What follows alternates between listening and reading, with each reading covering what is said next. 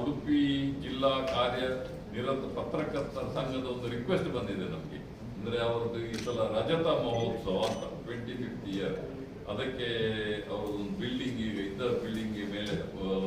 ಮಾಳಿಗೆ ಹಾಕ್ತಿರಲ್ವಾ, ಮತ್ತೆ ಬಡ ಮಕ್ಕಳಿಗೆ ಶಿಕ್ಷಣ ಮತ್ತು ಬಡ ರೋಗಿಗಳಿಗೆ ಆರೋಗ್ಯಕ್ಕೆಲ್ಲ ಸಹಾಯ ಮಾಡೋದಕ್ಕೆ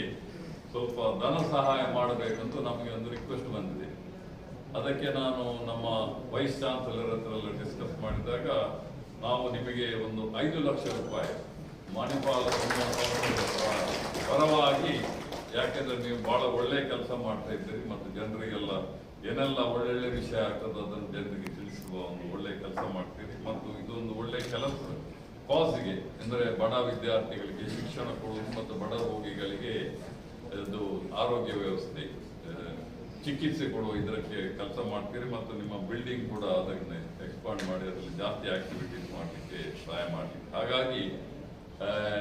ಮಣಿಪಾಲ ಸಮೂಹ ಸಂಸ್ಥೆಯ ಪರವಾಗಿ ನಾವು ಈಗ ಒಂದು 5 ಲಕ್ಷ ಚೆಕ್ ಅನ್ನು ಅಫಿಷಿಯಲಿ ನಿಮಗೆ ಹಸ್ತಾಂತರಿಸ್ತೇವೆ. ಅದಕ್ಕೆ ನಿಮ್ಮ ಮೊಹಮ್ಮದ್ ಶರೀಫ್ ಇದ್ದಾರ ಸಂಚಾಲಕರು,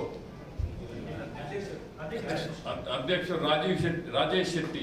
ಬರಬೇಕು, ಮತ್ತೆ